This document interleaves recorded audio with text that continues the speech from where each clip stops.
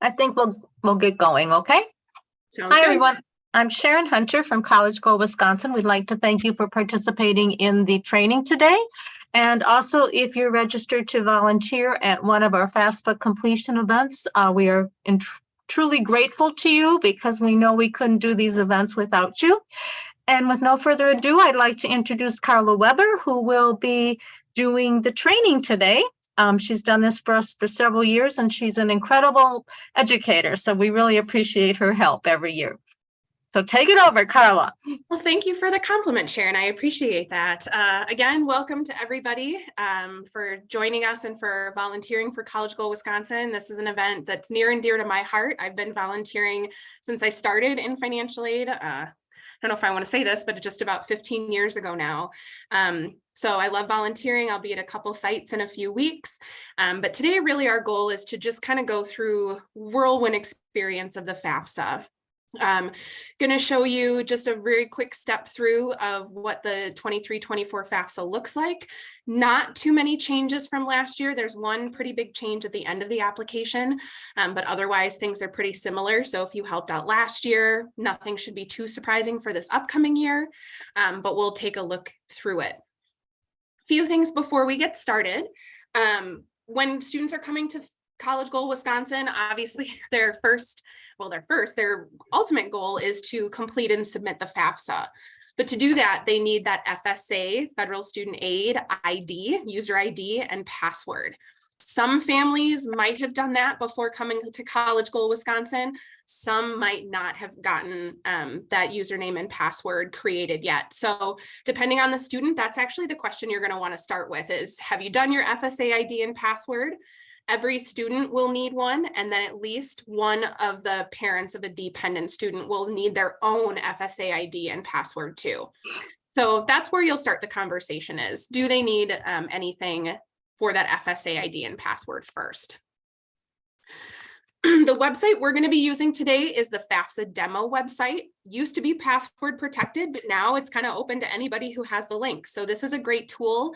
If you want to go in after we're done today and, play around yourself with different information and see what comes up, you're more than welcome to do so. When you actually first go to this website, you'll see some preloaded test data. You're welcome to go in and use any of that test data. But ultimately, what we're going to be doing is filling out a FAFSA from scratch. So the conversation, let me share my screen quick and make sure I'm sharing the right one. Here we go. There we go. Do you see a demo website? It says the CPS application system. Awesome. Okay. So what I'm actually going to open here separately, if I can do this real quick, is just want to show you all. So since they switched over to the studentaid.gov website, oops, sorry, I was sending direct messages and I didn't realize I was sending direct messages. Let me make sure everyone's in here. Since FAFSA and Federal Student Aid moved a lot to studentaid.gov, you'll see a lot of references to taking students to studentaid.gov to do the FAFSA. That is possible, you can do it that way, but I am still the biggest fan of sharing the fafsa.gov fast link. So this is a link that hasn't gone away. It just takes students to the exact spot on studentaid.gov where they need to be filling out that application. So if you see, this is the studentaid.gov landing page here, but it does take them straight to FAFSA. If you want something else on student aid or they go to studentaid.gov, you just need to look in the search box or the, excuse me, not the search box, but the topic fields at the top of the page for the FAFSA form. And that will also take you directly to this same spot here to fill out the FAFSA. So FAFSA.gov still works. I'm a big fan of using that in short links. You'll see that commonly used by Federal Student Aid in their social media posts and on their websites. So FAFSA.gov, again, just the quickest way to get there. So when I'm on the demo site, I'm actually going to scroll all the way down because, again, we're not going to use any preloaded data. We're just going to start the demo system. And if you can see, it looks almost identical, if not identical, to what you're seeing if you were the student on the regular FAFSA site. So welcome to FAFSA. Then it gives you the option to fill this out as different people. Most of the time, the students are going to be with you at College Goal Wisconsin. They'll be there with their families or their parents. Occasionally, you'll have a parent there without their child, and so they can go in as the parent to fill out that FAFSA. But I always recommend that if the student is present, have the student be the one sitting at the computer and doing a lot of the FAFSA work or filling out the FAFSA itself, because it is their application and they will have to come back in here every year they're a student to fill out that FAFSA. So it's a good thing for them to have knowledge of and have practice of. Parents obviously can be sitting there and guiding them through what those questions are, but it's always a good thing to have the student fill it out when they can. If the student has their FSA ID and password, this is the recommended way to log into the FAFSA. There are a whole host of reasons that it's the best way to sign in is using your FSA ID and password. Downside though is for this purpose and using the demo, we don't have an FSA ID and password to use. So the other option is to use these personal identifiers, which is what we're going to do today. And I am just making up a whole host of information to make this go quickly. And yes, I'm using Bucky Badger because I'm at the UW-Madison campus. Let's see, 2005-ish as a senior this year. As I'm filling these out, just kind of fake a few notes on this screen is this is the one chance students have to enter their social security number. It doesn't give them a second chance like it will in other information to be able to correct it. So make sure extra have reminders for students and families that when they're entering their social security number, that they make sure it's correct and to double check that it's accurate. It can be as simple as they just change 2 numbers around, and that can create all kinds of headaches. Or this often things we see is parents switching a social security number of their children. And it does have to be a perfect match between their first name, their last name, their birth date, and that social security number. So this is a part of that application where you just want to slow down and make sure they're entering first name correct, last name correct, birth date, and social security number. Okay, so we hit continue, and the system is going to just ask us, this is just usual security information of your accessing this computer system, and this is what it means to be using this application, but we're just going to accept it. And then FAFSA should, take us right into the home screen for the student who's getting ready to fill out the FAFSA. So welcome to Buckingham Badger. He's ready to fill out his FAFSA.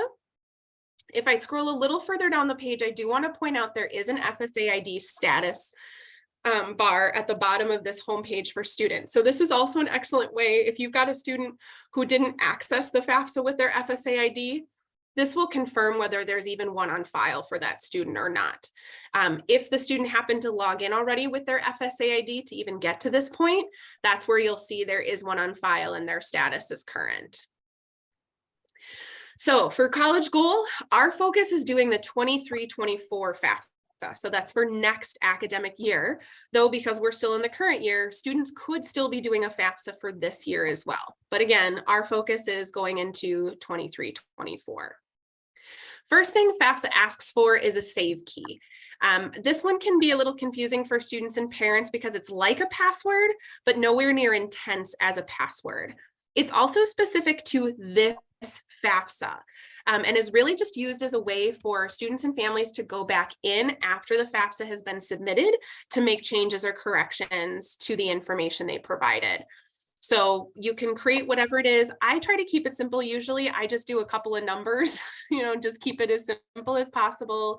And then of course, write it down so you remember that, a student needs to go back in next month and make a change.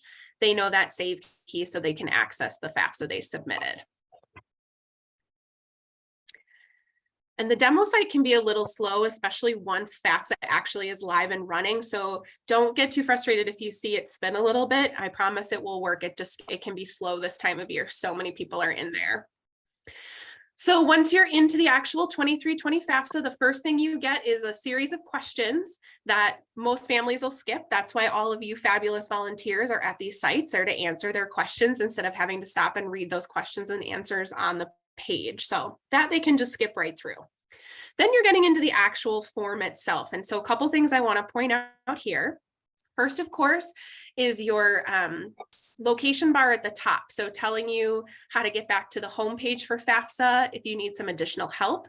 The FAFSA does save on its own pretty regularly throughout the application, but anytime a student or family wants to just make sure it's saved, they can just click the save link here. You can review what you've done at the FAFSA at any point throughout where you go or where you are.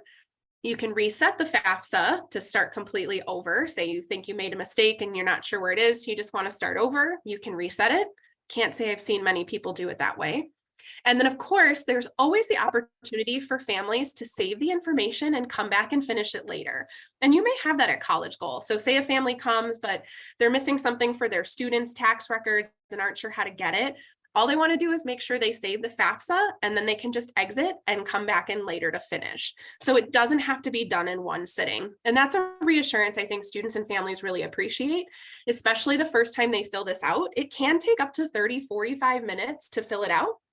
And so to know you can break that up into shorter periods, I think really helps families get through it ultimately. The next thing a little further down is you have each of the steps for the actual FAFSA form itself. So steps 1 through 7, and it will tell you as you go where you are in the form and how far you all along. So kind of a status bar to show you how close you are to complete. Then we get into the information that it's asking for specifically. So the FAFSA's tried to make it easier over the last bunch of years to try to make it as clear as possible that the FAFSA really is for the student. So you'll see a lot of these information boxes at the top of each screen that really specify when you or your are being referenced, it's talking about the student, not the parent. This tends to be most confusing if it's the parent filling out the application on the student's behalf, that can be confusing and sometimes cause us to get parent information as the student, which again, we can correct most things on the FAFSA, but when you're swapping parent and student information, it can be one of the most difficult things to try to swap back and make sure that it's all accurate and the student's getting the right financial aid offer. So like I mentioned before, I got that one chance to put in my social security number. This is the only box in the entire FAFSA that once I fill it in, I can't delete at all. There are ways to fix your social security number if you do make a mistake on it or the student makes a mistake, but it has to be done typically via mail, not online. And so it can take some extra time to do it. So again, if they have that social security card with them, have them bring it out to actually look at the number and confirm it and make sure names are correct and that number is correct. The other thing to point out, if you're not too familiar with FAFSA, is each of these little boxes where I'm putting in an answer is going to have a question mark right next to it to tell me exactly what that I'm supposed to enter into that box. So in this case, it's telling me, I don't know what to put for my first name. I'm supposed to put it exactly as it appears on my social security card. So this is what I usually tell families if they get stuck on a question, is to first go to that question mark and see what it tells them there. And oftentimes that will help answer the question they have. I even sometimes still refer to it as a financial aid advisor because I only do a couple FAFSAs a year, is trying to even remember for myself sometimes what questions are asking for. Those question marks can really come in handy. So I'm confirming a lot of the information I put in that first screen. So yep, first name, last name, middle initial, and my birth date all look good. So I'm hitting next. Email address. The big point with email address is please encourage students to not use a school address for this, especially because a lot of the students will be working with our high school seniors. They may not have their school addresses much beyond their senior year of high school. And because FAFSA is something you have to do each year and you're in college, it's really a better idea if they stick to a more general email address, something personal like a Gmail, if you're old school like me, Hotmail, any of those other accounts that aren't necessarily tied to their school specifically. Phone number here on the FAFSA, it's important. This came up in our last conversation last week. The FAFSA is really great to include when you're getting your FSA ID and password, but it's not necessarily required on the FAFSA itself. So you'll actually see this is one of the few questions on the FAFSA I can skip. I don't have to put an answer in for that telephone number, but it is a really good idea to use your telephone number or cell phone number when you're doing your FSA ID and password, because it's one of the ways that you can get connected with that information if for some reason you forgot a password or a login credential.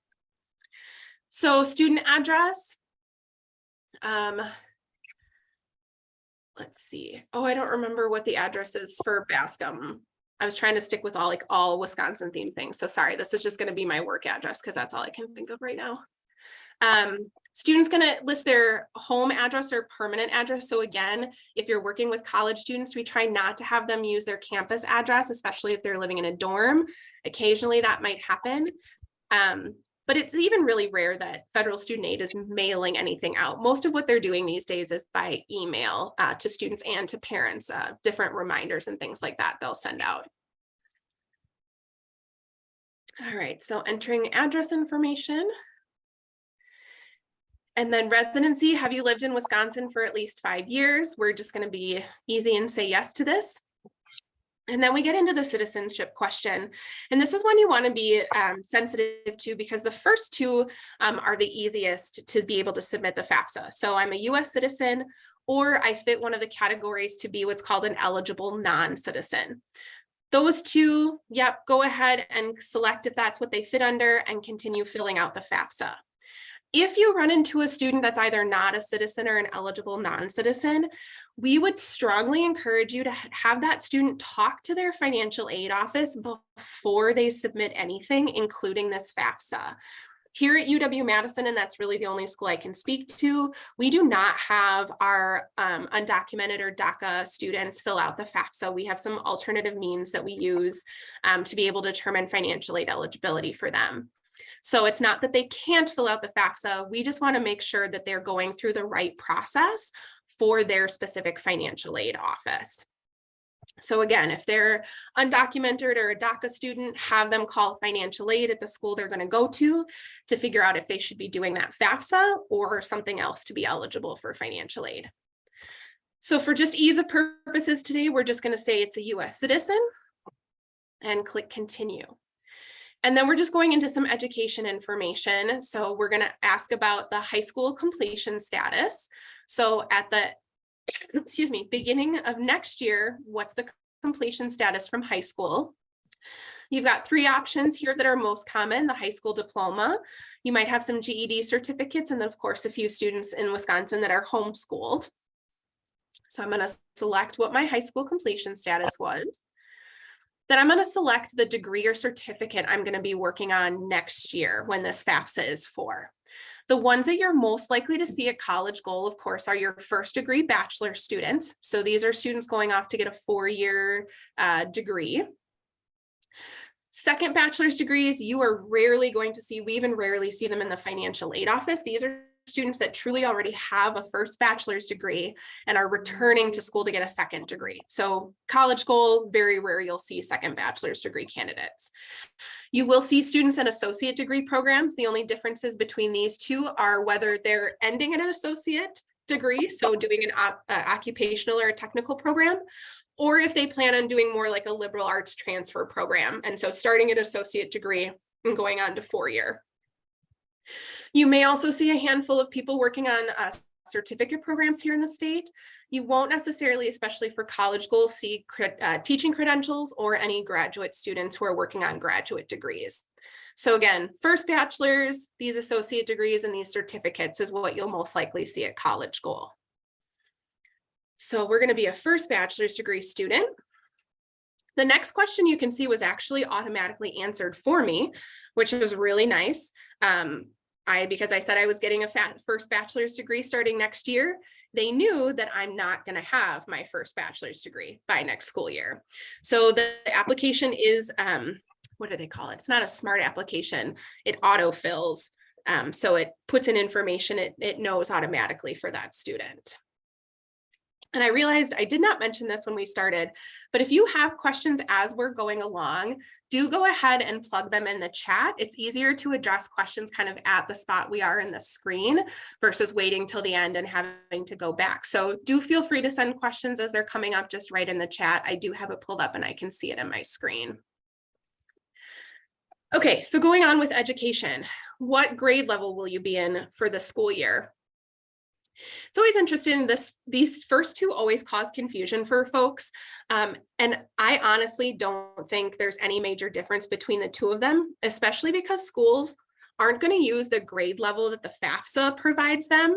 The grade level the school is going to use is the grade level that the school has on record based on that.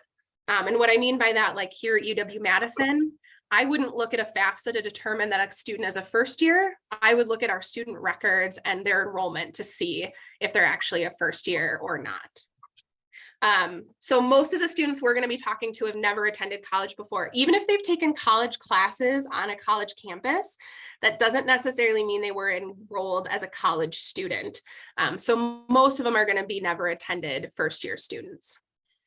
Carla, there's a couple of questions for you. Oh, perfect. See, I knew people were home. Yeah. I knew it. Ooh, can't remember. Can a student and a parent use the same email address? So no, they shouldn't. And they definitely can't in that FSA ID and password creation. Those definitely have to be tied to different email addresses or you'll have major problems.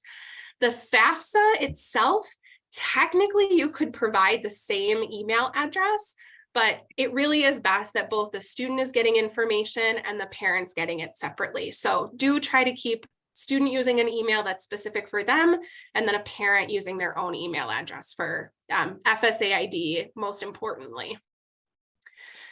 Oh, let's see. Oh, great question. If the student's unsure what degree program they're going to be working on, doesn't matter. Pick which one they're most likely to do. Like I said, schools aren't going to rely on the FAFSA for what degree program the student's doing. They're going to rely on the school specific information they have. So like, for example, if a student's coming to UW and their FAFSA says associate's degree, we know that that's not the case and it's not anything that will stop their application with us. We're going to base it off of their enrollment specific at our school. They can always go back in and change it if that would make them more comfortable, but they definitely don't have to. Yep, and Eve has the same kind of question as, yep, if you pick first bachelor's versus associates, really doesn't make that much of a difference. I would say pick whichever one they're more leaning towards. But again, the school will use the information they have on file. And if it's a DACA or undocumented student who isn't sure which school they're going to yet, I would have you can't really call the financial aid office until they have some idea of that. So I would have them at least have some sense of, 2 or 3 schools they're thinking of going to and have them contact those 2 or 3 financial aid offices. It's a lot of work, but unfortunately, every school does do it a little bit differently, depending on what the situation is for that student. And Amanda brings up a really great question too, and this is a hard one to answer, is if a DACA or undocumented student happens to submit the FAFSA, does this have negative impact on them in the long run? So technically it shouldn't. However, it's been a few years now, but here in the state, we actually had a immigration lawyer come and talk to financial aid professionals at a conference we had. Oh gosh, it's probably been 4 or 5 years now. But the warning he gave us was that although they will never, a FAFSA won't trigger a student being searched or looked at, it could be used as evidence against them if they do go through a deportation trial.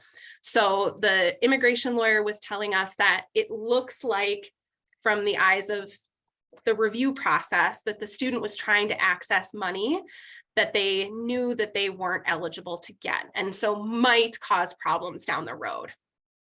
I'd have never actually seen that in play or actually have had a DACA or undocumented students report that they've had that happen in the long run. But I think it spooked enough of us financial aid administrators that we really try to keep DACA and undocumented students away from the FAFSA, unless, again, there are some schools that do use that FAFSA even for DACA and undocumented students. So it's still really a mixed bag, but I would say lean on the side of caution and don't fill it out unless that school says, yes, we need to have it from you. Great questions, y'all. Okay, keep on going. This last question here about work study. This one I always tell families to answer yes to, because if you say no, you don't know that work study would have been offered to you and you might be missing out on an opportunity for a source of financial aid. So it's always better to say yes. You can always turn it down later when the actual financial aid offer comes. But on the application itself, it's just better to say yes. So check yes on this. And like I said, they can always turn down work study later if they don't want to use it. Driver's license. This is the other set of questions on the FAFSA that you can actually skip without entering any information. If students want to put in their driver's license information, they can. But another area where I've never actually known in my 15 years of doing this, what any school uses that information for. So it's a mystery. I tell families just to skip it. Okay, so now we're getting into some more information just about the student. This question here about if you were a foster youth or in the foster care system at any time really has no impact on the application or eligibility for financial aid. All this does is provide some additional information to the student when they submit the FAFSA as to other resources that may be available to them. So this isn't a dependency question. It has no true impacts. It's just for information purposes, which is also why it says at any time. I'll show you the difference here in a second when we get to the actual foster youth question in a few steps. Then we get into high school completed by parents. Just a note here that once you start with whichever parent is parent 1 and whichever parent is parent 2, just be consistent throughout the application. It doesn't matter who's who. It just matters that you're consistent throughout. And this high school completion rate in a lot of cases is used to determine first generation status. So it is good to enter the most you know for both parents and what that completion status is. Okay, so then we're getting into the school information. First, it's going to ask the student to provide their high school details. You could search just by an entire state if you wanted to, which is, let's be real, in Wisconsin, a lot of high schools. So you can search. You can also search by city, which helps, and by name. And I'm just going to cheat and use my alma mater because that's easiest. And my 20-year high school reunion might be this weekend, so it's on my mind. So after that, it'll just again confirm the high school information that you provided to make sure you entered it correctly. If they didn't, there's always a previous button too. So while they're in the application, they can always click back and make those changes too. Then after high school, then you're going to say, okay, where do you want this information to go for college? And so it's confirming, okay, Bucky, based on what you've provided, you're eligible for federal student aid. So this is the colleges you're going to send it to. Same as school search. I can search by an entire state if I wanted to. So if we just search Wisconsin, let's see.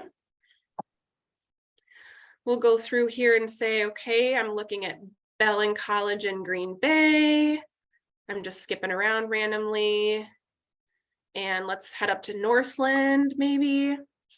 And then if you happen to know your school code, which is also really useful, you can also search for that college or university by using their school code. And that's UW-Madison's, and sure enough, ours pops up. And so now I can see I've selected 3 out of 10 schools I can send this to. FAFSA does allow you to send up to 10 schools. And I did note this year that they did add instructions of what to do if you're applying to more than 10 schools. But I would give you the advice if you're working with students, it is not easy to send the FAFSA consistently to more than 10 schools. So try to keep their college search within 10 schools to just take off the added pressure of making sure any more than 10 schools are getting accurate FAFSA information. It can just really be hard to keep track of for those students. So I've added my 3 schools. I can view the college's information. I can compare that information, which is what you'll see here in a second. It's also going to ask me to select my housing plan. So if I'm living on campus or at home with a parent, or off campus is referring usually to an apartment or a house that they're sharing with other people and living that way. Okay, so then my marital status, again, we're still talking about the student here. One of the disappointing things from the old school FAFSA, or if you ever take a look at the paper FAFSA, they do change the colors of what information is being asked of the student versus the parent. And for those visually, it was very easy to tell the difference. It's not quite so easy on the web version these days, but the heading always will tell you at the top, student information or parent information. So just something else to take a look at. Oh, great question, Sadie. If housing plans change, does this impact the financial aid offer? It can, if they're going from living at home with a parent to either on campus in a dorm or off campus in an apartment, because the housing costs are pretty different if you're not necessarily paying much to live at home and being a commuter student versus, again, having to pay for housing either in a dorm or an apartment. So definitely have students check with their financial aid office if they filled out the FAFSA one way and now they've decided for something different, that can make changes to their financial aid offer. So definitely let schools know if housing plans are changing. If it's just from on campus to off campus, that housing change typically doesn't make quite the drastic difference in financial aid that it does if it's living at home versus off or on campus. Great question. Okay, so marital status, again, I'm filling out this FAFSA kind of like I'm an 18-year-old right out of college. So I'm going to be single, just kind of keep it basic. Then we're getting into dependency questions. So does this student, the student, have dependents? First of all, dependent children, so biological or adopted children. The key in both of these questions, though, is if they receive more than half of the support from the student. That's really important in these situations to determine a student's dependency. In this case, nope, no dependent student or no dependent children, excuse me.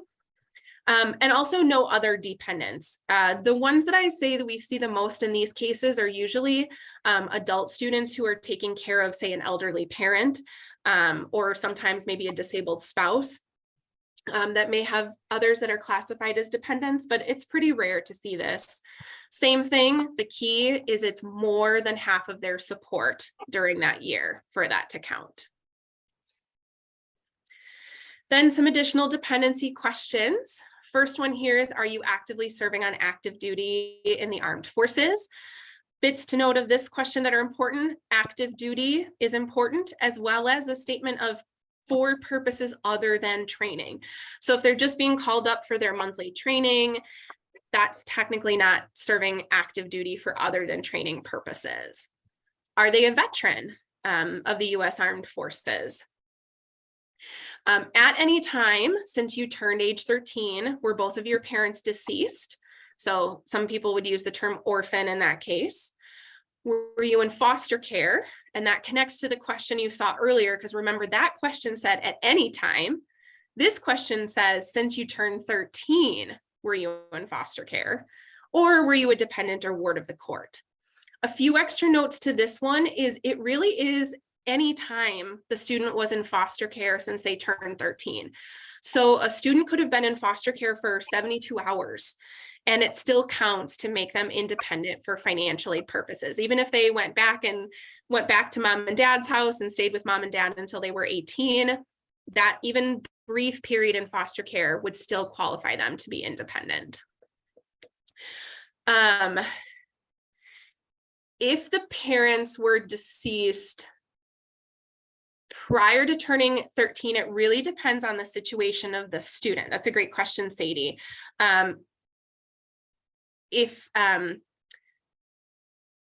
trying to think, it depends on, it would be specific in that case of what status then did the student have moving forward. So did any other parent or family members maybe adopt that student? Or were they put in legal guardianship? Usually in that case, they're put in legal guardianship, at least at a minimum. Grandparents adopted. So if grandparents adopted, then grandparents are now technically parents. Legal adoption, even though biologically they are grandparents, if there is an adoption in place, then grandparents just became the legal parents and their information would be on the FAFSA. Yeah, there are a lot of those kind of tricky, we always get into like the who's a parent and who's on the FAFSA. And typically we're just talking about those biological or adoptive parents. And that's who we're putting on the FAFSA. This next one here about emancipated minor, we don't actually emancipate minors in the state of Wisconsin. It's not a process you can do. So you'll rarely see this if you're working with a Wisconsin resident. You're much more likely to hear that a student had been in foster care, were a ward of the court, or like this last one, someone other than a parent or step parent has legal guardianship of that student. So those are a lot of the situations that we run into. And then in those cases, the student is not required to provide parent information. So because I want to show you parents, we're going to say none of the above in this case and move right along. And then we get into another dependency question that's related specifically to homelessness. So if since July of this year, was the student homeless or were they self-supporting and at risk of being homeless? Just so you can see what the answers are when I move forward on this. It does go on to further ask who actually made that determination of the homelessness status. A lot of the students that we work with, it's usually somebody in the high school that has made that determination. So that's probably the more common answer you'll see there. But I'm going to go back and just say no to this. So again, we continue being a dependent student, which is what the FAFSA now tells us is based on how you answered these questions, you're dependent, which means you have to provide parent information.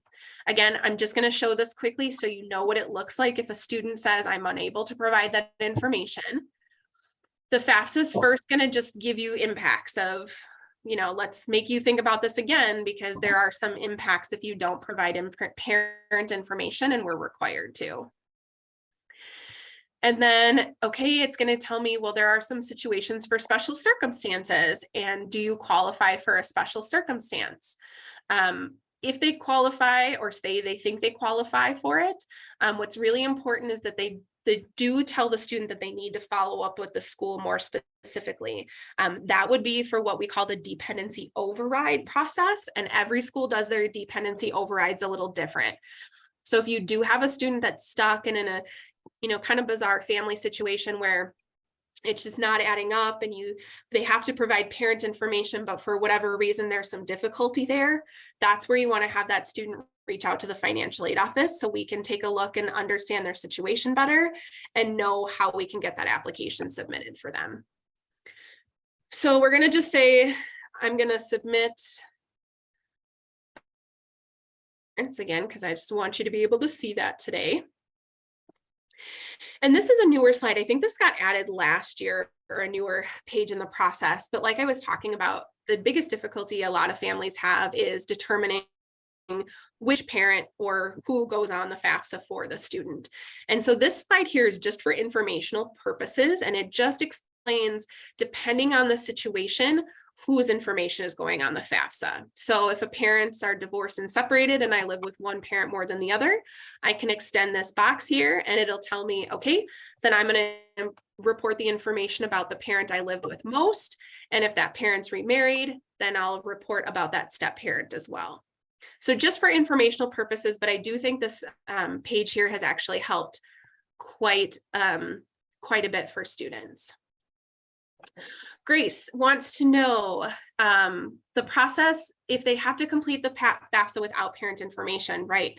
So if the FAFSA requires parent information and they choose not to submit it, there are actually a couple things that could happen.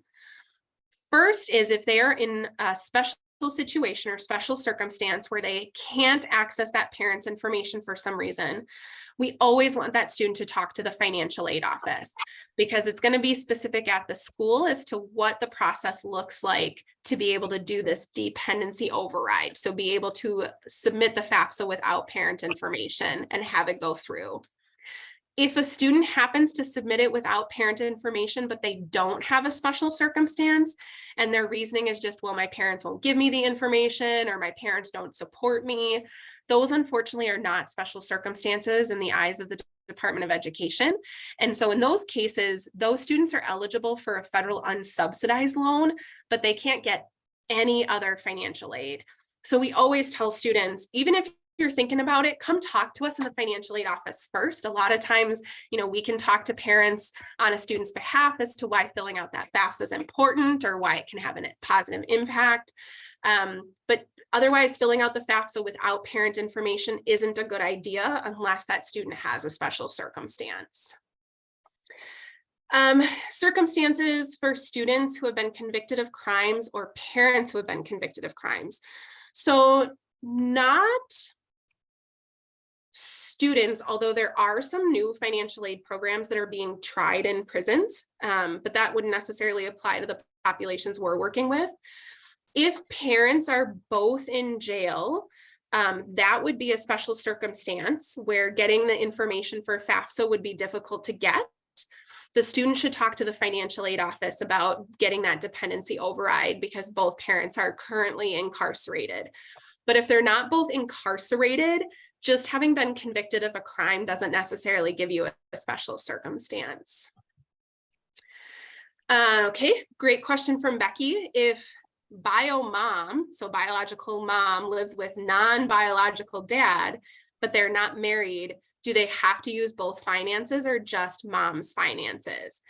In that case, it's just mom's, because if the dad in the picture is not the biological or adoptive parent, and he is not married to biological mom, his information is not on the FAFSA. When it's parents living together, married or unmarried, this first topic, it's talking about biological or adoptive parents being married or unmarried living together. But if mom just has like a live-in boyfriend and they're not married, nope, not live-in boyfriend would not be on the FAFSA in that case. But if they get married, then he's a step parent and then he would be included. Okay, moving right along. So then we get into parent information. Again, the reminder here at the top, it's very clear that it's telling me for parent details.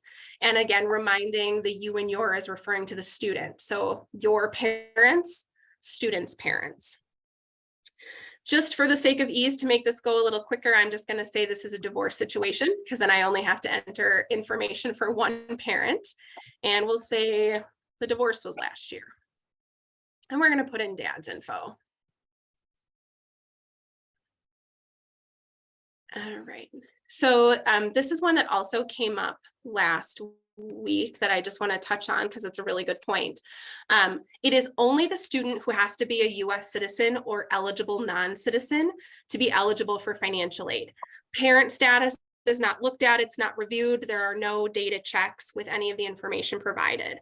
So if you have a student who's eligible but has, say, undocumented parents, when they don't have a social security number here, you just enter all zeros. The FAFSA will ask you to confirm that several times, thinking like, are you sure you want to put all zeros? Are you sure? Yes, you want to put all zeros in that case. And the best we can do is reassure families that there are no data matches for that information. And it's really important for the student's eligibility to be able to put that in there. So all zeros for parents if they don't have a social security number. And let's see here. Like 1970-ish as a college student's parent. Okay. Oh, I got to do a different email address. Again, a nice thing about including the email addresses in here is federal student aid doesn't email a lot, but they do send annual reminders and different reminders throughout the year about the specific application. So it's just another way to have them be able to communicate with the parent specifically if they enter an email address. Parents don't have to enter an email. It's not required there. Yes, parent has lived in Wisconsin for 5 years. Oh, great question, Eve. Just quick. Could putting zeros for the SSN be used as evidence against the parent in court like it could be for the student? Not in the same way, thankfully, because as maybe you didn't totally see, let me go back really quickly here. The FAFSA doesn't ask for complete parent information. So it's asking for the father's last name and first initial, not full first name. And although it does ask for date of birth, there are no security matches that are run here. So you wouldn't even necessarily be able to find a parent who used all zeros in the same way that you could find, say, a student trying to use that information in the same way. So it's a little more protected for parents in that way, that you can't search by just a last name and a single initial and know that you're dealing with the right person. Okay, so yes, we've lived in Wisconsin for 5 years. So now it's asking about the dependence of the parent in this case. And this was a change they made within the last few years of the FAFSA, where it actually calculates what your numbers are for you. Used to be the parents kind of had to read through some information and figure it out, but now it calculates it. So the first question it asks is, again, dependent children. How many does your father have? And is going to specify, like earlier, more than half of their support for that year. This also does include students who are also dependents. So maybe they don't rely on their father for more than half of their financial support, but their FAFSA still determines that they're a dependent student, then they would still be a dependent for the FAFSA. So in this case, we'll say, okay, besides me, I have 2 other siblings in the household that dad takes care of. And other dependents, same thing, we rarely see these. On occasion, they do exist though, but we're gonna say 0 just for simplicity's sake. And then here we go, FAFSA tells me, okay, the household size is 4. It's me, it's my dad, and then the 2 other dependent children in the household. Then I'm gonna get asked, well, how many of those dependents are in college? Well, I'm definitely in college, so it's me. And then we'll say, I've got 1 other sibling that's in school. So there's 2 of us in college next year. All right, we got those questions now. We're moving into our financial section. So it's going to ask for parent information, and then it'll revert back to ask for student information. So we're talking about 2021 taxes. There we go.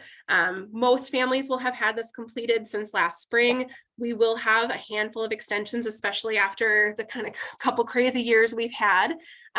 So there may be a handful of folks that won't have filed 2021 yet, but most, if they are going to file, will have already completed it. Occasionally for parents, you'll see a not going to file, but that's typically if they're very low income and not required to file taxes. But again, simplicity, we're just going to say already completed. Taxes have gotten easier. Most families are filling out this 1040, the standard form. And then filing status. This can be found on that tax document directly. We do encourage families to bring a copy of their taxes to College Goal Wisconsin. So you should be able to see this right on that first page of a 1040 as to exactly what their tax filing status was.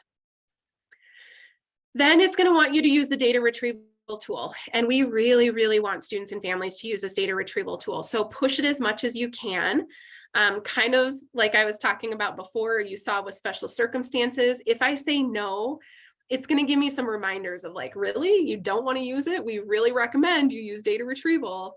But again, because of the demo, we don't have the ability to use data retrieval here. So can't use it in the demo. Definitely push students and families to use it when they're actually in the FAFSA itself. So this is just me plugging in some numbers here quickly. If you do have families that can't use data retrieval, the FAFSA is very clear as to where exactly to look on the form too. So I'm going to my 1040 and I'm pulling the number off of line 11 exactly. How much I earned from work on my taxes, or also you can pull it from their W-2s if they have W-2s with them. And then we paid a little bit of income tax. Now, for the questions for these tax filers in terms of earnings, the thing you'll note right off the bat is there's already a 0 entered for each of those boxes, where if you've noticed before, most of the fields are completely blank. They put zeros in here because they are assuming most students and families don't have this type of reportable information. So that's why these zeros are here. It is important to read through because some of them can help. Like, for example, having these education credits on a tax return can actually help out on the application. So if parents did claim an education credit, make sure they're entering it here. Tax exempt interest, we don't actually see that often, but it is one of the ones out of this list that I see more than others sometimes. And then similarly, some other questions, again, you'll see zeros listed because they're just going to assume right off the bat, most people aren't going to have these types of earnings. Important different on this top one to notice though, is that we're talking about child support. The parent, in this case, father, paid out to somebody else because of a divorce or separation. So in the scenario we created, there's 4 in my household with dad and 3 kids, but say there's still 2 other kids living with mom. If dad's paying out child support for those 2 kids, he'd include that amount there. But if he is receiving child support for the 3 children he has, then it's going to be listed on this next screen here. Otherwise, again, you'll see mostly listed as zeros because they're assuming families aren't going to have a lot of these.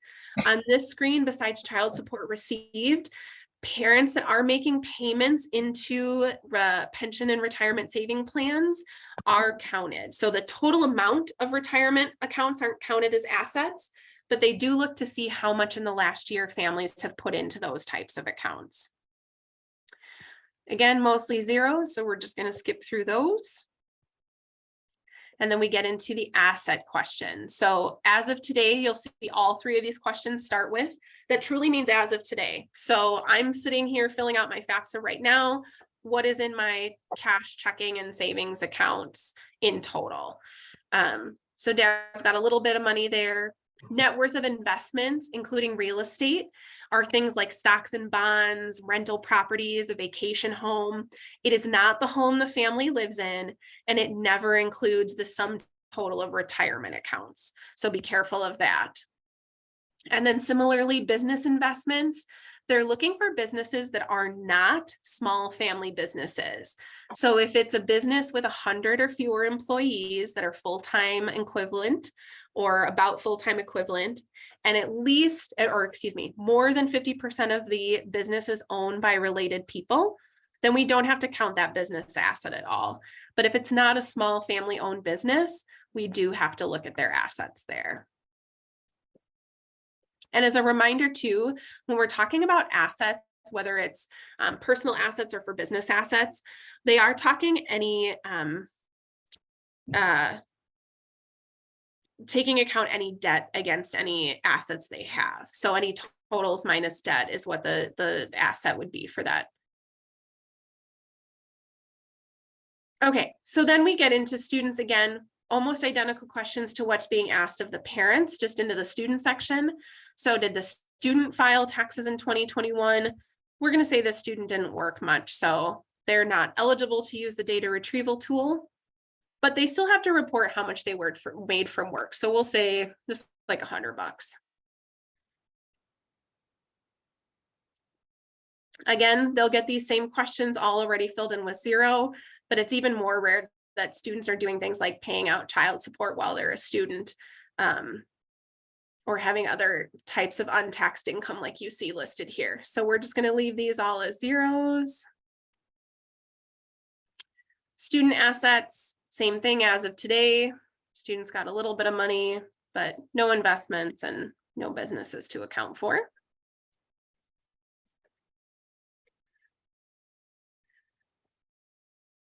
And then we are close to the end. So we have seen, you can see all our happy little check marks across the top here. We're on the last step. This is the summary page. So this is going to tell students and families exactly how they answered every student question, or not every student question, every question on the FAFSA itself. So first chance to kind of scroll through, make sure you have everything listed correctly.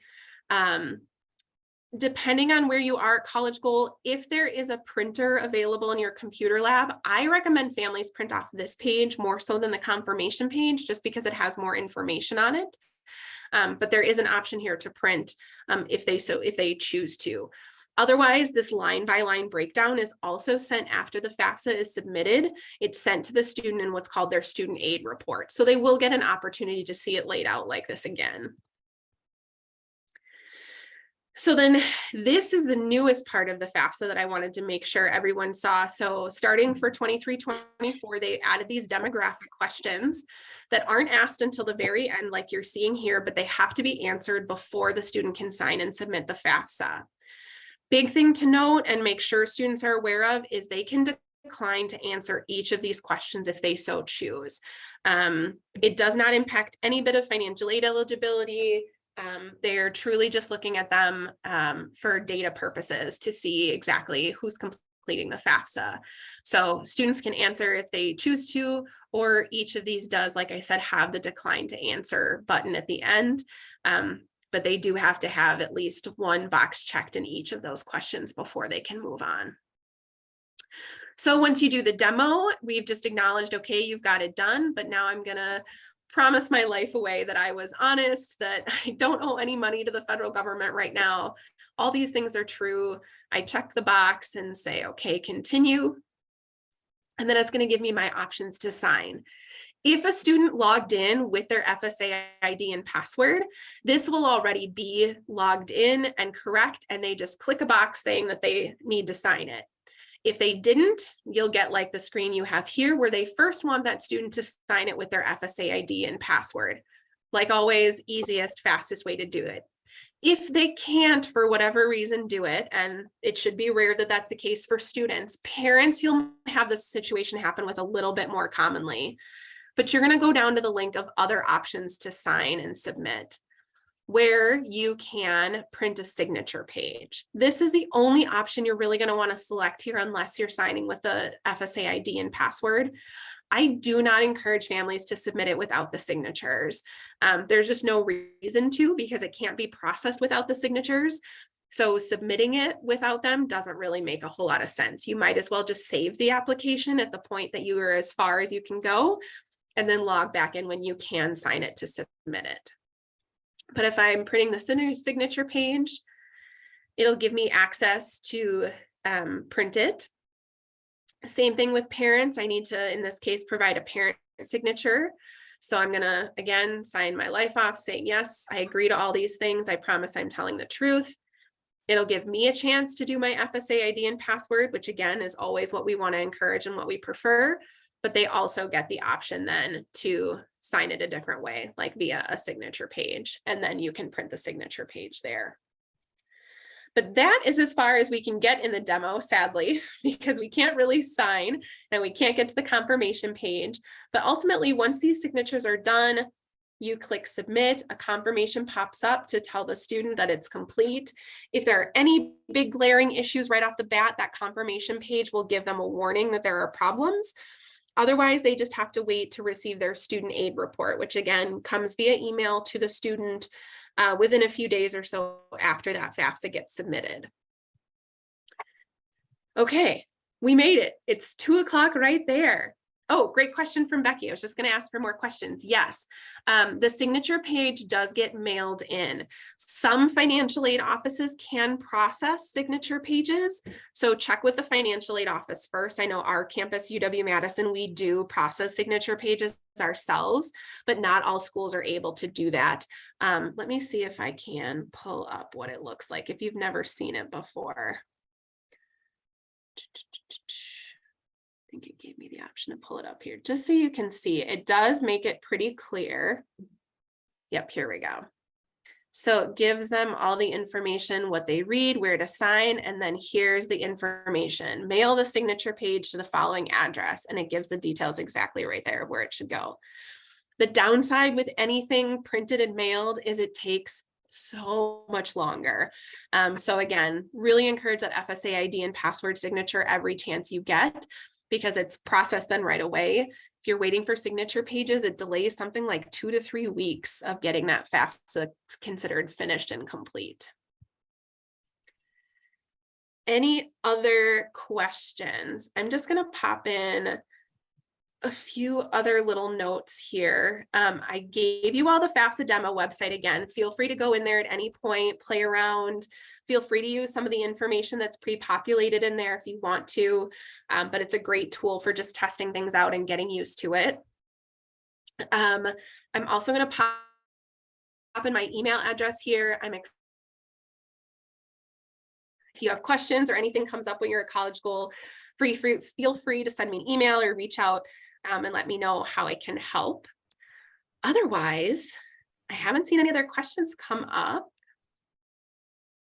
Okay, well, thank you, Carla. Terrific job. We are recording this, so we will send out the link probably tomorrow afternoon sometime once we get it uploaded, and we'll have it posted on the College Go website if you want to share it with any of your colleagues. But again, thank you, Carla. We'll give you a round of applause virtually. And if there are no other questions, thank you so much for attending. We really appreciate it, and we'll look forward to seeing you at one of our College Go events. Yeah, best of luck, everyone. Have fun.